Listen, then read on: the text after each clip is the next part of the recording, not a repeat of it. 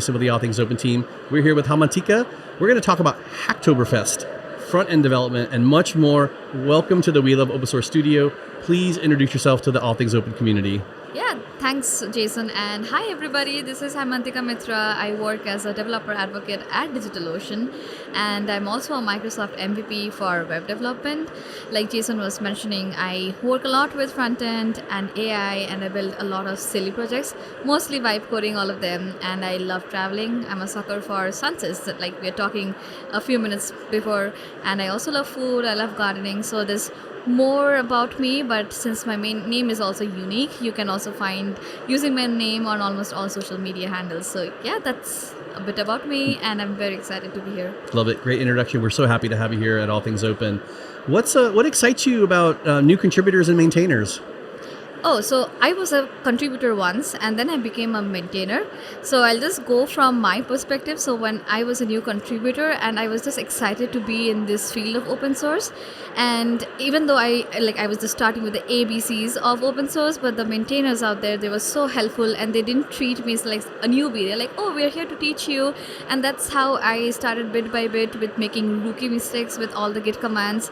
And that's how I learned. So a big chunk of my learnings come from like open source contributions, and this is not just my story. It's a story of hundreds of other contributors who start with just a small commit on an open source project and now are building big systems in the technology world. So I like that part where we are all very curious of all new contributors, and then we end up with small things and end up building big things. So that's the part about contributors. And about maintainers, I think it's a thankless job. We all use open source software in some format or the other, and it's just one dude somewhere in the world building it and doing all the hard work. So yeah, it's since we'll also talk about Hacktoberfest, so I feel that maintainers need to be seen and heard a lot more. They do a thankless job, and they are the reason why I started learning. And when I became a mentor myself, I made sure that I give the same back to the community and get more people to start on this journey from being a contributor to becoming a maintainer and just contribute to the open source world. Well, thanks for what you do. That's a really, really cool story. I want to learn more about Hacktoberfest. What is it, and how do people get involved? Oh yeah, so this is an initiative that was started by DigitalOcean 12 years back, and the main reason it was started is just to celebrate open source. Back then, now there's more awareness about open source, but back then there wasn't much. So like the Oktoberfest, the beer festival, we are doing Hacktoberfest, the open source festival, and it runs from 1st of October to 31st of October. You can just go to hacktoberfest.com, and it's the 12th year right now in 2025. It will be running over and over in the next few years as well, we hope. And you can just contribute to like any open source project that has the topic Hacktoberfest. I started like with a small readme change, and then I ended up building more systems in open source. So that Hacktoberfest was the reason why I started contributing to open source. So that's so many hundreds and thousands of contributors who start doing that by Hacktoberfest, and then they start doing more open source. So it's just a celebration of open source, but throughout the month of October. That's great. Do you have? Can you share any kind of projects that people work on, or what's the focus?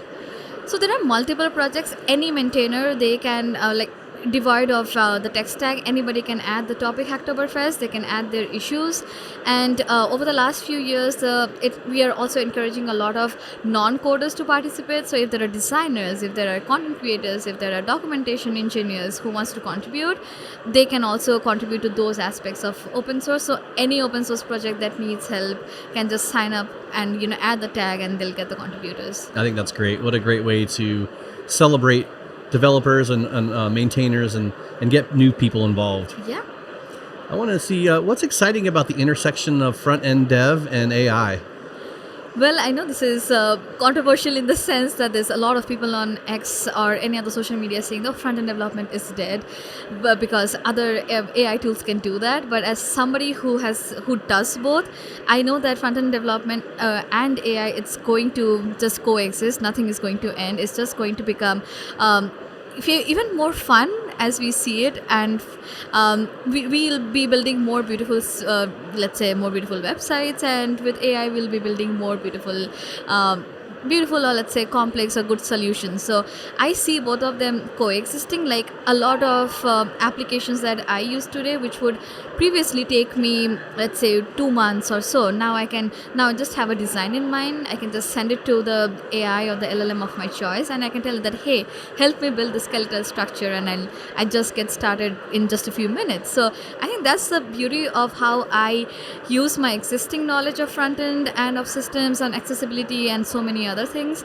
and make use of AI to help me just build faster and be more productive. Love it. Love it. That's awesome. There is some discussion around AI's role in development. Do you think AI will replace developers? No, that's the short answer. The main answer to that is no. It started as a pair programmer, and it still is a pair programmer. I had a talk, by the way, on MCPs and AI, and so we as developers, we are somebody who wants to get more productive because maybe we are lazy, and so what we want to do is that just use AI to do things that we are already doing faster, and maybe build more complex systems or solve greater problems. So I just see AI helping us think better so that the redundant or the repetitive tasks can be handled by them and we focus on real stuff. Perfect. We talked about front-end dev and AI coexisting. What advice would you give to someone who's just getting started with this new front-end AI world we're going into? Yeah, I would say just get your foundations very, very clear, because anything that you see, that even though vibe coding or AI can help us do things really fast, but it's also very important to get the computer science basics very clear, because I was just talking about MCP, and at the end of the day it's just a client and a server. So as somebody who's getting started, you need to know what a client is, what a server is, and then you can go ahead and build MCP servers. So my only and the main advice that I have is just get the basics right, get the foundations right, and then you can move on to build bigger things. Are you building MCP servers? Yes. Can you talk about it?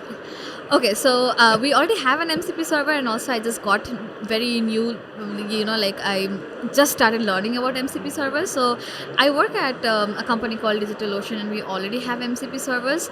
And I was recently also, getting to know about N8N. So I'm trying to build something where maybe we can use multiple MCP servers and then plug into the workflow and get maybe, let's say, maybe a Telegram bot. So whenever I get a Slack notification, or whenever one of my app which is deployed on DigitalOcean is down, I can have an automation workflow that sends me a message on Slack. So that's the kind of thing that I'm trying to build. It's still in ideation phase, but hopefully I'll be building it very soon. It would be a great way to learn MCP, right? Yeah, of course. We're going to change gears just a little bit. I want to know, do you have any new tools that you've been using lately to boost your own productivity? It's just Cursor, to be honest. I am a very big VS Code fan, so when I got to know about Cursor, it's a fork of that. So it was the same developer experience, but I like how so many things are possible within the IDE. I don't need to leave. The agent mode is really cool. So I think it's mostly Cursor that I'm using, and I just go by it. Half of my task is done. There you go. Do you have a tip, best practice, or career advice that you could share with the All Things Open community?